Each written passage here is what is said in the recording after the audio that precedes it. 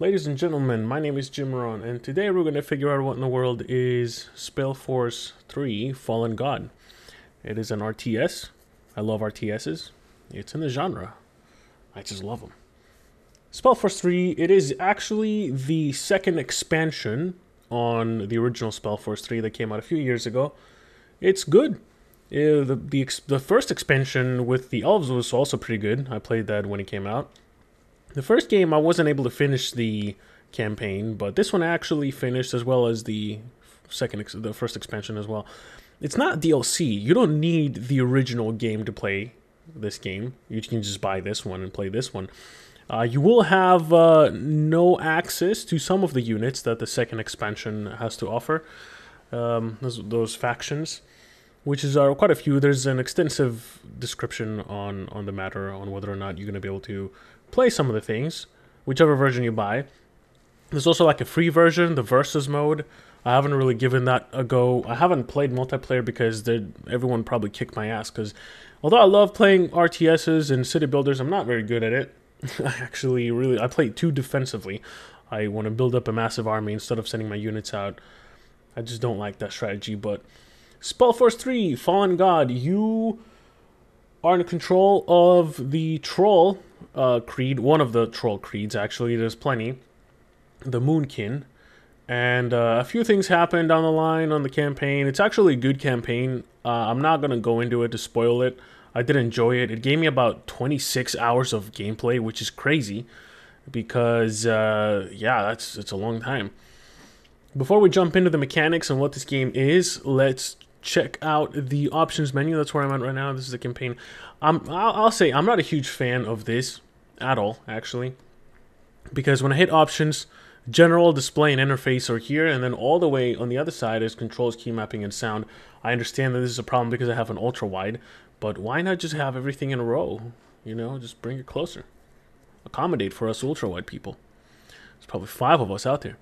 General, you have a few options that you can change on the general. Skip intro videos. I'm glad I didn't have to text edit any file on the game's files. It's pretty good. Space at the end of the loading screen. That's a simple one. Once the narrator stops talking, it will just continue automatically, or it will just stay there telling you to press space. It's not going to proceed if the loading time is done, so you will be able to hear what the guy has to say. It's pretty cool. Important dialogue choices. Yeah, this one kind of stands out. The highlight important dialogue choices on the pop-up, the color, that orange is the only, it's like the one to proceed. And then it's red with a bunch of sword icons if you choose to do something that's going to be drastic and kill the person you're talking to. Hide helmets, blah, blah, blah. Build instruction view. I like this because you can clearly see your units. Nothing is hidden. This is pretty cool. You can do mixed, ghostly, immersive, or both. You know, I just do both, which is nice. A few more options here. We go on the display settings. So I'm using my recently acquired 6900 XT from AMD. It's the MSI, the reference model. Hopefully it's not going to get too loud because it is way louder than my 2070 from EVGA that I was using, and I'm actually going back to after this. Performance actually in this one is really shoddy, and going into the Steam forums and doing a little bit more research, Spellforce games have a tremendously abysmal performance with the AMD card. It's a well-known issue. No action has been taken, and hopefully now that AMD is taken a little bit more seriously in the graphics department, more action is going to be taken towards this, because it's quite a shame. Every other game performs fine, but this game actually performs a lot worse than I expected it to, and it performs worse than my 2070, so that's a story for another day. We have all the options that I could possibly want. You have asset caching, you have rain ripple effects, grass simulation. The game looks incredibly well. I do wanna point that out, and what you're gonna see now in a second as I'm playing. Some of the options with an asterisk, you do need to restart the game, which I think is kind of silly. Why should it need a restart when I'm just changing the anisotropic filtering? It doesn't really make any sense, but I can change quite everything else without any problems, full screen and all that, which is pretty cool. Terrain quality, you have to restart the game again. That's silly. I mean, it's not a huge problem, but it's there. UI, you can scale the UI, thank goodness, because it's really massive on the stock. I have it on 0.85. Font scale and all that stuff. You got a few options to tailor the game to your preferences, which is really, really nice. You can have all the health bars show whether or not they're full. It's pretty cool. It is pretty cool. Then you're going to go over to controls. The control scheme I'm using is WASD is for moving the camera around, because I don't want to sprain my back and my spine trying to use the arrow keys, and that kind of messes up the the whole selection and all that stuff. For the most part, I have all my spells on the numbers, which prevents me from choosing the dialogues with the numbers, which I didn't really want to do anyway. But after like number 5, I just click the spell and then just click it down. So it is what it is. There's a lot of spells to go through. Key mapping, you can pretty much rebind all the keys that you want. It's pretty cool. I haven't seen anything that you cannot bind yet, but yeah, there you have it. And then sound, I've turned my sound on a little bit. The effects and everything, they all have, there's a lot of sliders here. You can do whatever the fuck you want with this game. It's pretty incredible. It's fucking crazy. The master is separated from the rest of them. There's one master, that's a lot of sliders. Way more than I could ask for. And of course, this game supports mods. I haven't really messed with that yet, because I've been too busy trying to beat the game so I can make a video on it. A few months late, might I add, but this game has been, I was eyeing this game for a long time, and I bought it on the sale, so. Alright, let's do a skirmish. We're just going to do a, oh no, we don't want to do that. We're going to do an AI match. Yes, we're going to add some more. Add AI player. Let's see, let's do a very easy. Puny is a little bit of an insult to me, I think. Let me select another map with more variety here. Let's see, there's a fair amount of maps. I want to do one that has more people that can be added. You got domination, you got different modes as well, which is pretty cool. Conquest, capital, destruction, domination, and survival. I'm just gonna do a good old-fashioned conquest. Let's see, we can just do this one. Maybe, yeah, let's just do this one. This is fine. And we're gonna add a, that's gonna do a very easy AI, a very easy AI, and then another very easy AI, a very easy AI, and a puny AI. I love all the difficulty sections. I'm definitely one of the very easy players. And we're gonna do some random factions, but for me, see, the dark elves and the dwarves you don't have access to, because I don't have the Moon Harvest, I think, is the first expansion, but that's okay. We got orcs, trolls, elves, and humans. So I'm a huge fan of Spellforce 2. I used to play Spellforce 2 in the back in the day, which is really cool. I haven't tried the orcs yet, so we're just gonna try the orcs. Economy multiplier. This is awesome, actually. This reminds me of the effectiveness percentage from the Battle for Middle-earth games. You could actually set them to negative percentage, and then this one only affects the economy, but that one in that game, it also affected how much. It only affected how much damage the enemy does. So that's pretty nice. I really like that option. So. Spellforce 3 versus. This is the versus mode, which is pretty cool. And close and everything. So, how do we close these? I want to close. Okay. This is the game. I'm playing with the orcs. I haven't played with the orcs yet, so bear in mind with me. The way these games work is pretty simple. You have to plop down some resource points. As you can see here, these are your workers that you have left. Every second that passes by. Can I have this guy scout? No, we're just gonna have him scout out. Let's see this here. Every time time passes by, and then you unlock more workers that can work around the buildings. Each building, almost all buildings, require workers. These resource buildings, they require 2 workers each. And as you can see, the count of workers has gone down. Hunting cabin or farm. I prefer farms over hunting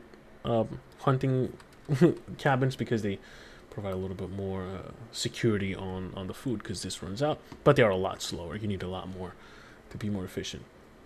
War pit. We're going to set down a war pit. This is where you get more people out of. And a watchtower. It needs 1 worker. Why not? We're just going to put it there. Even though... Oh, our guy got fucked. Cool. Alright. That's what this Red Skull was for. That's pretty interesting. So this island here... that's pretty interesting. Okay, so... The farm is complete. The war pit is being built. I like the animations and all of the progression on the building. Completion is pretty cool. We need a lot more food in order to... You know what? Let's fucking put down a hunting cabin because food is important into getting more soldiers out. So there's the stone cutter right here. Close. That's fine. War pit. We're going to get out a call of the pack. Sure. Oh, it requires a lot of... I can't set a rally? That's interesting. Oh, that just allows me to train them. Okay, that's... Fuck me, I thought that was... Godstone, obviously, if you're watching this, you probably know what Godstones are. You teleport. Once you discover this, you can select another Godstone, and then you can teleport to it. Hopefully, I'm playing a lot better than the other AI is. However... We're almost done on this one. We just need a few more stones. If you want to progress quicker, you can build more. So, stone cutter. Clearly, we're going to need a lot of stones. So I'm just going to build another one. Just so I can see how much faster I can work. We have plenty of wood. That's fine. I want to eventually go into the second technological level. So I can recruit more units. Let's see. Drummer. Goblin. Pester Scoundrel. Let's do 1, and then let's do a drummer so we can strengthen our units. Okay, I can set that up. Awesome, so then I can just recruit these guys. Maybe do 1 more of these as well. There's a drummer, brute, and hunter. I need an increased level for this one, so I can't do it yet. Stonecutter's hopefully going to be working fast. And here is the hunting cabin. Let's see what else we got. We got a forge, we have a shaman hut, and we have a black ash collector. I'll be honest, since I haven't played this game before, I don't know what those units mean. But we're gonna find out. We do need to go on to technological level 2 first. So I'm just gonna set that up. It says negative. That's because I'm on the negatives right now. Technically, the resources needed for the queued up upgrades that I have are going to be sitting right there. Ah, that's 2 units. Let's see what killed me over here. The way you progress through the map is... Oh. They're going to destroy me, aren't they? Yep. Okay, let's retreat. Let's see if we can lure them into the... Yes, we can lure them into the tower, which is pretty cool. Oh, they're attacking the tower. Can I upgrade the tower? No, you cannot upgrade the tower. Alright. I think we got this. We definitely got this. Especially when the drummer comes out. Your units do passively heal when they're outside of battle, which is pretty nice. And we're going to set this here. Now that these guys are dead, I can probably expand. So let's see if I can do that now that my banner lord is here as well. So we can... Gonna be a little bit stronger. Oh, there's another guy. Oh, it's an archer. Ah, we can take the archer. That's fine. And the banner doesn't actually attack this guy. Okay. That's fine. That's fine. You do what you gotta do, my man. Okay. We're still cooking over here. What else can we build? Tribe totem. Okay. I don't have any heroes, so I can't pick that up. Oh, I need... Did I kill my hero? I did. So, you can also resurrect people, your heroes, from the Godstones here. It's pretty interesting. Oh, there's more reinforcements. Go. Let's protect that land. Where is this shaman? Here he is. There he goes. Alright, hero, let's pick this up. Okay, there's a trader. I don't care about the trader. Pick that up. It's probably some resource. Doesn't matter. Oh, geez. These are gonna keep going, aren't they? Oh! Archers, take care of that. Never mind. Oh, it's just a potion. Let's see the upgrade path for this guy. More health or maximum focus increase. Perk. Let's just do the perk. Oh, there's more. Okay. More perks. More perks. That is fine. And we can add more units to him. Okay. We have a lot of stone, so in that case, we're just going to plop down another woodcutter here to increase the production of that as well. This is the basic promise. Oh, I think they're building here. They're expanding, aren't they? No, they would be expanding here. This is the basic promise of the game. This is just a skirmish mode, so it's not too complicated or too difficult to grasp. We can actually go more technological levels up, which is nice. We're not going to do that for now, but what I do want to do is bring some horde people, beasts of Bargagor and Wrath of the Horde. Allows you to train brutes and hunters, allows you to train wyverns and trolls, and allows you to train ravages and shamans. So everybody's going to be coming out of here, which is interesting. What else have we unlocked here? So we have the Blood Forge, enables training of the elite military units in the barrack and any fortified outposts, which is cool. These guys work a little bit more differently than the trolls do. Iron mine mines iron ore. Huh, there's no iron here, interestingly enough. Forge, this needs a worker, which I don't have anymore. And shaman hut, which needs research. Let's go explore. What I'm going to do here is I'm going to plop down a lumber mill for this guy, and then some stone cutter, because why not? And maybe a farm. Ooh, the farm needs 2. Okay, we're going to have to queue up the upgrade. I want to explore here. Let's see how easy we can take these guys. Ooh, zombies. That is interesting. Do I have any spells? No, because I did perks only. That's okay. Let's all focus on this, dude. Please don't die. We're going to make you move back. Oh. Oh, oh, he may die. Let's take him back. Nice. Level up. It's easy to overextend. Oh, there's some iron here. Nice. Let's queue this up. We're low on wood.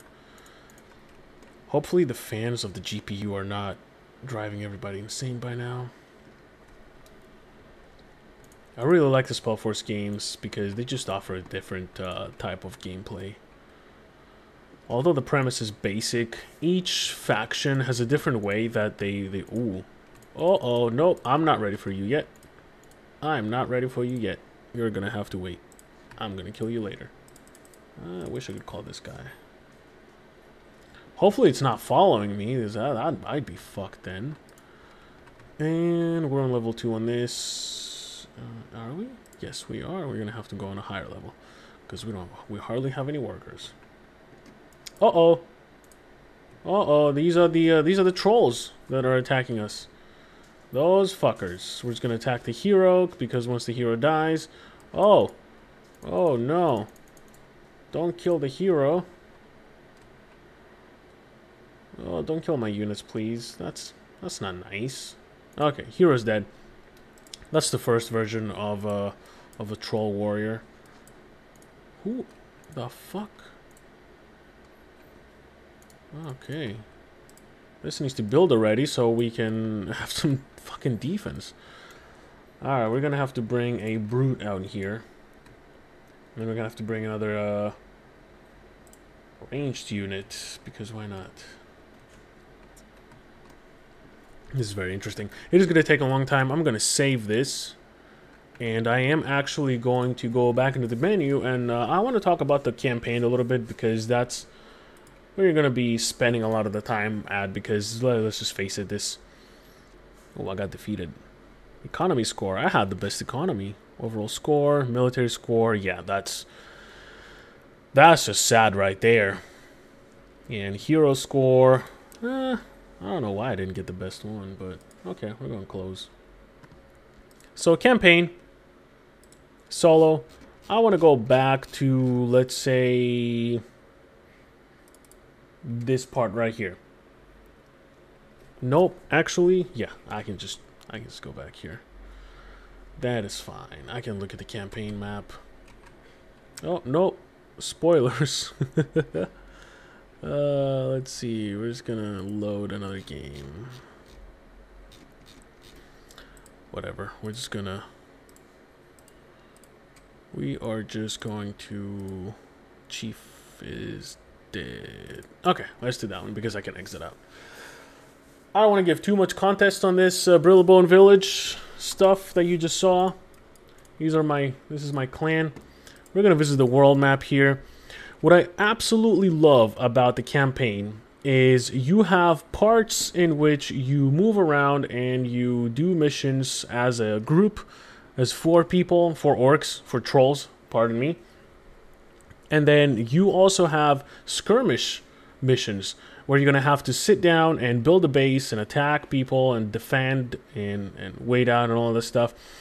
It's really, really cool the way that they've put this thing together. You don't really visit an area too many times. You just, like the Brillabone Village up here, you visit it once, you do a mission, and then you're done with it. But the Temple of the Sacred Seal and all this stuff, that's where your base is, so you're going to be visiting it a few times.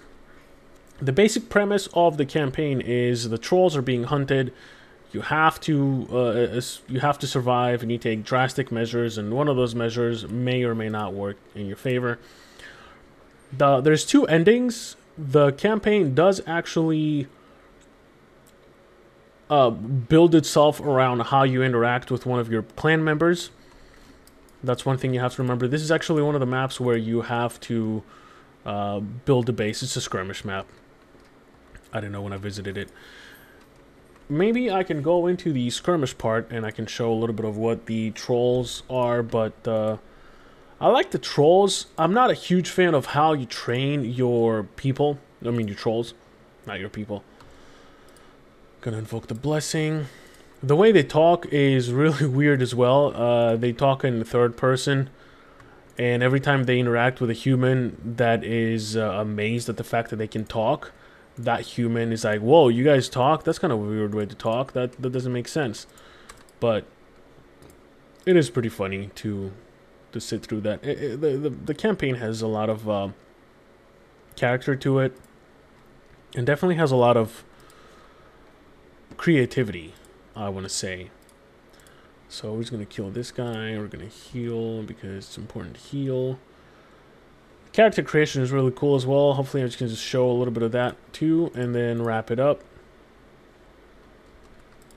This is the inventory. The only complaint I have, even on the end game, there's just not a lot of items that are usable. You kind of have to spec out your party carefully. So you're gonna have 2 fighters and you're gonna have 2 ranged people. I had Akrog and Noag, my fighters, and then Zaska and Grungwar were the range / mages. Or trolls don't use any arrows, any bows and crossbows and all that stuff, so don't waste your inventory on that. You will find a lot of gear that is only used by non-troll units. That's kind of annoying as well. I believe you can transfer them, I'm not sure. if you can transfer it to another expansion so that your people can use it. But you get some really high-end gear, which is really strange. And then you have these stone tablets where a pig smithy can actually turn into recipes. So you have those options. The skill tree level is pretty cool. So these are the attributes. Each troll is going to have one dedicated tree, and then you choose another one for them. So Akrog has the Gift of Spirits. I'm not a huge fan of this skill tree because it's just totems and all that stuff that he puts down. But my favorite is the Gift of Gloom. It's pretty cool because this, the Spike of Spite, is a really strong ability. It does a lot of damage. And then on Zaska, the Nature one is pretty nice as well. This one does tons of damage to buildings and everything around it.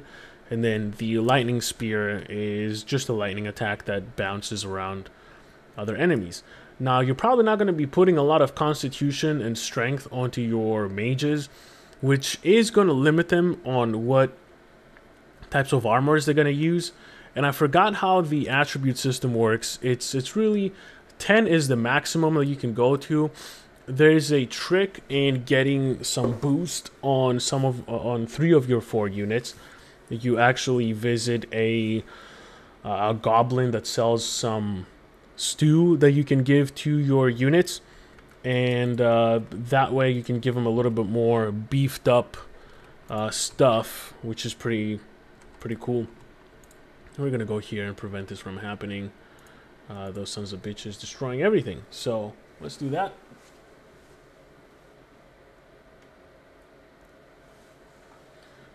Now that stew gives the perk of well fed to whoever you give it to. It's it took me a while to realize what it actually does, and it just gives the whoever you give it to more attributes, which gives them more strength. I'm gonna heal. I'm gonna wait out this.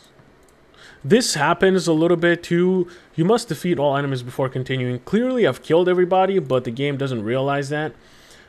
It's kind of silly. It's also the same with conversations that don't have a pop-up. That prevent me from proceeding. I haven't really seen many bugs. I mean, there's 2 bugs that I remember that I saw on my whole 26-hour game playthrough. Nothing on the Cyberpunk 2077 levels. So the one bug was that Akrog, the leader, said a line that was not what he was supposed to say because the text was different. And then he said that line one text bubble later when he responds. So that was weird. And then the other bug that I saw was someone was down on the ground, and then they got up. They were supposed to be dead. They got up, and then when the party acknowledges that they were getting up, that's when he laid back down and got back up again. So that was a bit strange too.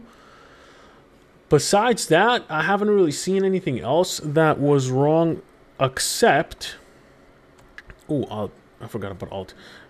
Except of the performance. I mean, maybe this will show, but my FPS right now is pretty stable at 80 something, but that's not good enough. So this is just an example. This is side mission. You don't have to do this. You don't have to do the skirmish, but you can if you want to, which is pretty cool. So right now I'm going to be transitioned into a skirmish in the campaign, which is really nice. And the graphics are just amazing. The music is also great. The score is pretty cool. You can't skip this too quickly. You can just hold space down and it's going to skip it. So this is your base, Moonkin supply card. Ignore that. This is the heart of the tribe. We're going to start typically by plopping down a tree cutter and then a stone cutter here. And then we're going to do a farm running low on resources. The campaign, silly enough, prevents you from going into level 3 technology, which I don't understand why it does that, but here with our party, we're gonna go, we're gonna have to repair this. You have a timer on most of these, so I'm gonna be getting attacked by waves of enemies, so I'm gonna have to build some defenses. That's my dog playing with the cat, and they're being dicks right now, as per usual. As you explore around the map, you can actually also find resources scattered around, which is pretty cool, if you don't want to deal with building everything yourself. Hey! Knock it the fuck off! Yeah, I'm talking to you. What you doing? Grow up. You're 8 years old. Stop running around like a child. I don't want to build this yet. This gives you a lot of food. 300, but that's about it. But you can also build barracks and all that stuff so you can defend yourself. Eventually we're going to have to do that. Ooh, this one is built already. I forgot. What am I going to do? Oh, there's no workers. Oh, there's no... oh, there's just stone and food. So how much stone? I'm just going to build it here. I'm going to do a hunter. They're just telling me that I don't have any resources. First wave is going to be in 8 minutes, so we're just going to go out. My unit, by late game standards, is... my unit, my crew, is very, very strong. I never actually struggled at all. I could basically beat the last mission by hardly using any of my my other units, and that was quite surprising to me. This is where these fuckers come from. Brittle Bones is the humans, by the way, in case I was a little bit confusing for you. Did I build this yet? Might as well. Shit, I'm not gonna be running out of wood soon. Is this built yet too? Yep, it is. So I'm just gonna put this down. Go back to my unit. Oh, there's food. Pick it up. That's more clay. I don't care about that. I'm just gonna keep going. There's some nice missions in the campaign. You do some crazy shit. There's a good variety. Very good variety. Absolutely great variety. Cat's just meowing right now, but what are you gonna do? What do you want? Shut up. Let's go back to the tribe here. Just gonna build this. So the way this works is I have to build a base, have to send a worker on the watchtower. I can upgrade the watchtower, and it doesn't do shit because when these guys fucking come, the watchtower doesn't have good enough range to actually attack the enemies. So I know they're coming, but I can't actually do anything about it. Now that we got a few more resources, maybe we can see how the moon can work. No, never mind. We don't have any wood. We're going to put down another wood chopper here, though, so we can get some more resources. And we're going to start by putting down a fighting hut. So this is how these guys work. You have a fighting hut, which produces hitters. Then you have a hitting camp, which produces the more upgraded hitters that do tons of damage to units in an AoE as well as buildings. And then you have the throwing camp, which transforms the basic hitters into sling shooters and then spear throwers. And lastly, you have the hex camp, which I can't build yet because I need a blueprint that I already fucking have in the final missions, but I don't want to spoil anything either. So wood is a rare commodity here by the looks of it, but at least we have enough food to produce some fighters. I want to bring this guy up here so they can help defend. One thing I'm not a fan of is I wish that the buildings were showing on the minimap. That would have been nice. So fighting camp, we can do a smasher, that's what they're called. And we can do an iron beak. Beak shit is a bad word. Oh, I forgot about this. Ah, shit. Oh, well. I'm pretty sure we can take him. That's fine. Oh, he went and got the food. That's interesting.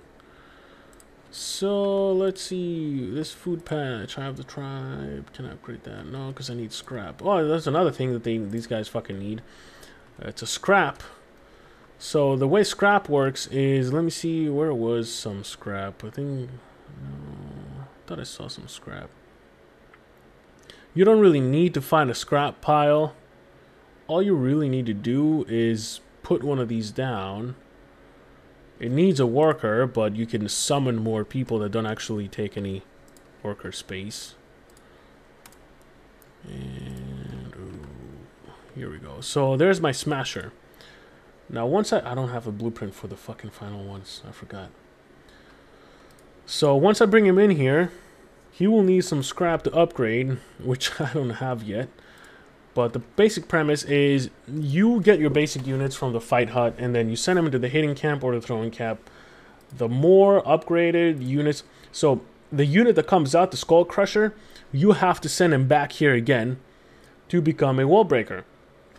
So each of the second upgrade, so whether it's a spike flinger or a wall breaker, which is the second upgrade, whichever camp you send them to, all you're going to get back is a warbringer. It's a big troll with an axe, and you can feast on dead bodies on the ground before they disappear to increase your power level. So that's the final form that these guys can get. There's no ranged final form.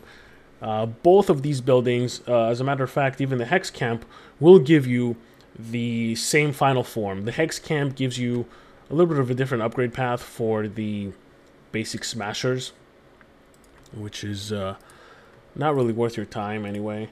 We're just going to summon a scrapper here so that we can start collecting some scrap. And that's basically how the trolls work. I'm not a huge fan of it. What you're going to be enjoying most is your 4 buddies here. You have a really nice, interesting group. The dynamic is there, and so is the character that they provide. The way they interact with each other, it really does make sense. And there's some bad blood there because of the story that's behind these guys. Again, I don't want to say too much because I don't want to spoil anything about it, because the campaign is absolutely worth playing through. And I don't regret any of the time that I put into the game. So that's basically it for Spellforce 3 Fallen God. I'm not going to sit and play the whole thing. Hey! Hey! Stop it! How about the dog? I had to spray the shit out of the cat. I really did enjoy the time that I put into it. I absolutely do not regret a thing, and it did give me over 20 hours of gameplay, and I can just sit back and play the skirmishes and all that. I definitely recommend this, especially on a sale price. If you get it on full price, just make sure that you really enjoy RTSs. Other than that, it's been a great time playing this game. Hopefully this has shed a little bit of light on what this game is and whether or not you want to get it. And if the video quality on this is shitty, it's because I'm using AMD's version of recording, so I don't know exactly how it's going to come out. I guess we're going to find out once the editing is done, but it is fast at editing, I know that. Thanks for watching, and hopefully see you in the next one. Peace.